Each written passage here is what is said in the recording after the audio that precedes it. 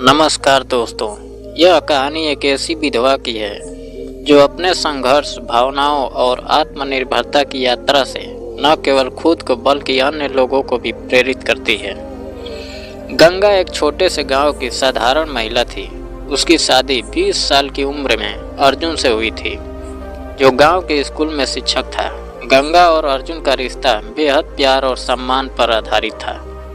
दोनों ने अपनी छोटी सी दुनिया में बड़े सपने सजोए थे। अर्जुन का सपना था कि वह अपने बच्चों को उच्च शिक्षा दिलाए और गंगा का सपना था कि वह अर्जुन के साथ हर सुख दुख में खड़ी रहे। लेकिन जिंदगी ने अचानक गंगा से उसका सुख छीन लिया। शादी के 5 साल बाद एक सड़क हादसे में अर्जुन की मृत्यु हो गई। गंगा की दुनिया जैसे बिखर गई। वह अपने छोटे बेटे दीपक और 3 साल की बेटी पूजा के साथ अकेली रह गई। उसकी उम्र मात्र 25 साल थी, लेकिन उसकी आंखों में दर्द और दिल में हजारों सवाल थे। दोस्तों, कहानी पसंद आए तो सब्सक्राइब करके जाइएगा। अर्जुन के जाने के बाद गंगा को न केवल अपने बच्चों का ख्याल रखना था, बल्कि समाज के कटु शब्दों और परंपराओं का भी सामना करना पड़ा।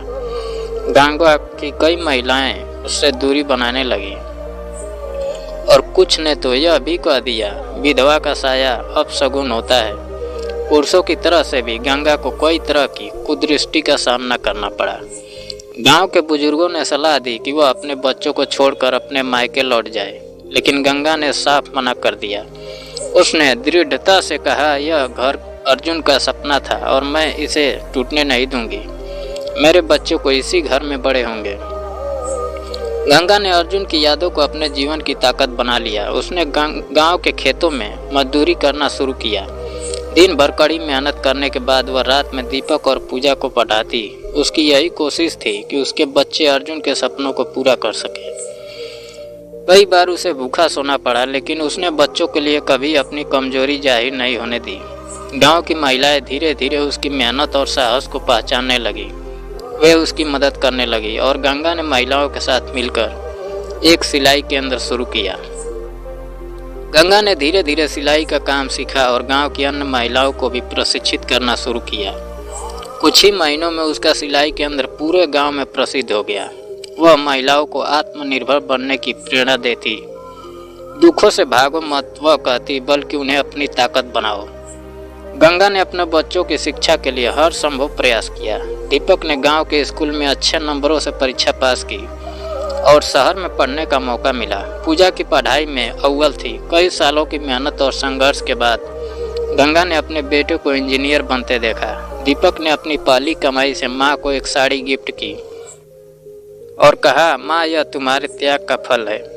पूजा ने भी उच्च शिक्षा प्राप्त की और शिक्षिका बन गई। गंगा ने अपने संघर्ष और साहस से न केवल अपने परिवार को संवारा, बल्कि गाँव की कई महिलाओं को भी आत्मनिर्भर बनाया। उसका सिलाई केंद्र अब एक बड़े उद्योग में बदल चुका था और उसने गांव के बच्चों की पढ़ाई के लिए एक छोटा स्कूल भी शुरू किया। गंगा अब गांव में एक प्रेरणा बन चुकी थी। जो लोग पहले उसे तिरस्कार की नज़रों से देखते थे, वही लोग अब उसकी तारीफ करते नहीं थकते। गंगा ने साबित कर दिया कि दुख कितने भी बड़े क्यों न हो, अगर इंसान में साहस और मेहनत करने की शक्ति हो तो वह हर कठिनाई को पार कर सकता है। गंगा का जीवन यह संदेश देता है कि जीवन में दुखों को स्वीकार कर, उनसे लड़कर और खुद को मजबूत बनाकर इंसान हर सपना पूरा कर सकता है। वह आज भी अपनी जिंदगी में अर्जुन की यादों के साथ मुस्कुराते हुए जी रही है, क्योंकि उसने अपने बच्चों और समाज के लिए एक नई राह बनाई है।